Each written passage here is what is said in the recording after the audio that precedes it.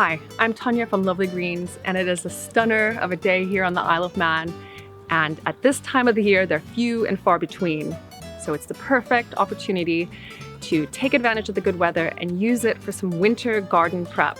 In this video, I'm going to take you through 10 things that I'm doing in the home garden right now to prepare plants for winter, beds for next spring, and to support local wildlife. I'll also be using my Gardena Combi system to help me today. And this is the tool that I introduced to you earlier in the summer. And it has the pole that has the different attachments at the top. And I actually have a couple new attachments to use today as well.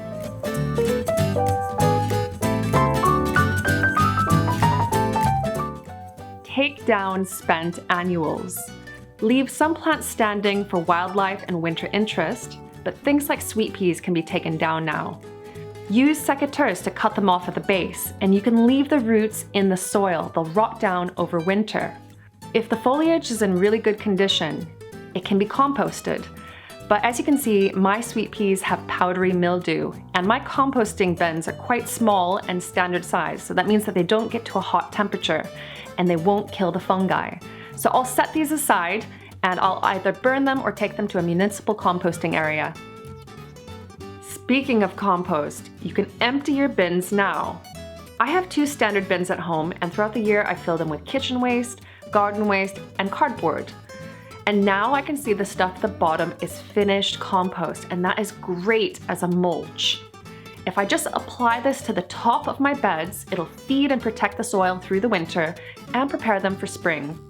Use a garden edger to create a really defined edge to your borders and your beds. Not only does this look really nice, but it helps you with applying mulch and keeping weeds out of your growing spaces.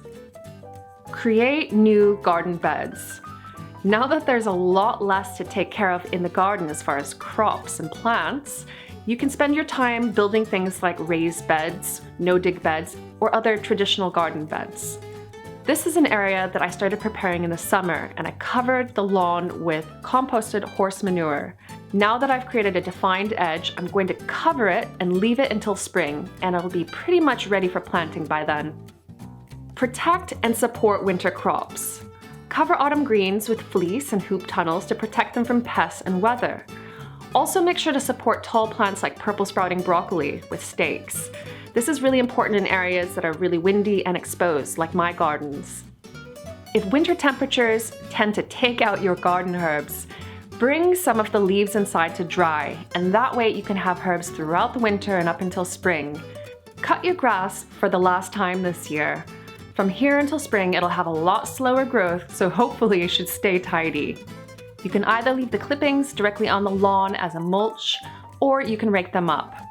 While you're raking them up, you might as well rake up the leaves as well, and both the clippings and the leaves make great compost. Feed the birds. Make sure that you thoroughly wash bird feeders and dry them before you add any new bird seed. There might be mold or pathogens inside lingering from last year. Plant spring bulbs. Tulips, hyacinths, and crocus will add a splash of color and really encourage you to get out into the garden next spring. Tulip bulbs tend to be pretty inexpensive, and they're really easy to plant as well. You just have to make sure that the pointy end is facing up and plant them as deep as 3 times their height. Cover them well, and that will protect them over the winter, and then come next spring, you'll be rewarded with lots of vibrant color. Clean out the greenhouse. Bring green tomatoes inside to ripen. Clear it of any foliage and plants that are not going to survive over the winter. Give the glass a good scrub, and make plans for continuing to grow inside over the winter.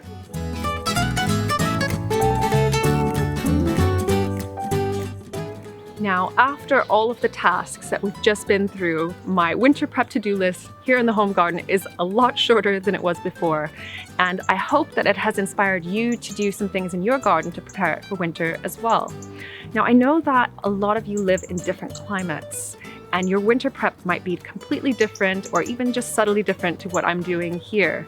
So let me know if there's any differences and leave them as a comment down below and tell me what you're doing in your garden right now. Also, if you have any questions about the Gardena Combi system or any comments about it, leave that as a comment as well. Next week, we'll be back with another gardening video here on Lovely Greens, and we'll be back in the allotment. Thank you so much for watching, and I will see you then. Bye for now.